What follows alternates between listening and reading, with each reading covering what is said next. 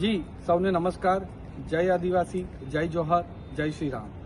કાલે ભારત દેશના માટે ઐતિહાસિક દિવસ હતો, કારણ કે ભારતની પાર્લામેન્ટે અમારે એનડીએના બધા સહયોગી દળ મળીને ઐતિહાસિક વકફ બિલ મેજોરિટી સાથે પાસ થયું।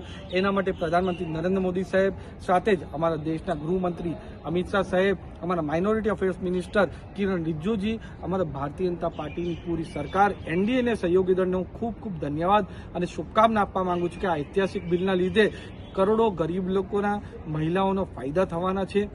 અને એની સાથે ખાસ કરીને નરેન્દ્ર મોદી સાહેબને હું ધન્યવાદ કહેવા માંગુ છું કે આ ઐતિહાસિક બિલમાં જે અમારો આદિવાસી જનજાતિ ક્ષેત્ર છે, શેડ્યુલ 5 અને શેડ્યુલ 6, જેમાં સૌથી વધારે વકફે જમીનનો કબજો, અમારી આદિવાસીની જમીનનો કબજો છે, ઝારખંડ હો, બિહાર હો, ઓડિશા હો, વેસ્ટ બેંગોલ હોય, ગુજરાત હોય, મહારાષ્ટ્ર હોય કે પછી રાજસ્થાન હોય, ત્યાં જમીનનો અવૈધ કબજો વકફ વાળાએ અમારા આદિવાસીને કર્યો। તો એના માટે કાલે એમેન્ડમેન્ટ લાવીને શેડ્યુલ 5 અને શેડ્યુલ 6 એટલે જે અમારી આદિવાસીની જમીન છે એને આ વકફ ત્યાં ક્રિએટ કરી જ ના શકે ને વકફ હવે કોઈ પણ જમીનનો અવૈધ કબજો અમારા જનજાતિ આદિવાસી ક્ષેત્રમાં નહીં કરી શકે એનું પ્રાવધાન લાવીને બિલમાં ઇન્ક્લુડ કર્યું। એના માટે હું નરેન્દ્ર મોદી સાહેબ અને ગૃહમંત્રી અમિત શાહ સાહેબને ખૂબ ખૂબ ધન્યવાદ આપવા માંગુ છું કે અમારા આદિવાસીઓને આટલી ચિંતા કરીને આદિવાસીઓની જમીન હવે કોઈ પણ ના લઈ શકે એના માટે પ્રાવધાન રાખ્યા છે। એની સાથે હંમેશા અમારા આદિવાસી સમાજ માટે, વિકાસ માટે અલગ અલગ યોજનાઓ લાવે છે, સાથે જ સોશિયો ઇકોનોમિક ડેવલપમેન્ટ પણ થાય એના માટે પણ ધ્યાન કેન્દ્રિત કરે છે।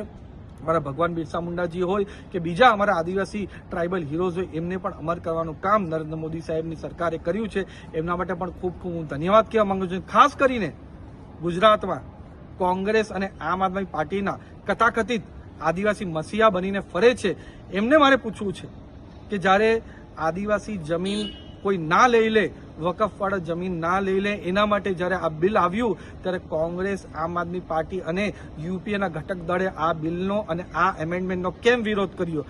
આનાથી પુરવાર થઈ ગયું છે કે કોંગ્રેસ, આમ આદમી પાર્ટીના સાંસદ, કોંગ્રેસ અને આમ આદમી પાર્ટીના ધારાસભ્ય અને પૂરી કોંગ્રેસ અને આમ આદમી પાર્ટીને સહયોગી દળ આદિવાસી વિરોધી છે। અને આદિવાસી વિરોધી ના હોય તો કોંગ્રેસ ને આમ આદમી પાર્ટીના જે ધારાસભ્ય કથાકથિત આદિવાસી નેતા બનીને ગુજરાતમાં ફરે છે એ પોતપોતાની પાર્ટીમાંથી રાજીનામું આપે અને આદિવાસી જમીન જે બચાવવાનું અમે મુહિમ ભારતીય જનતા પાર્ટીની સરકારે જોડી છે એનું સમર્થન કરે। ધન્યવાદ।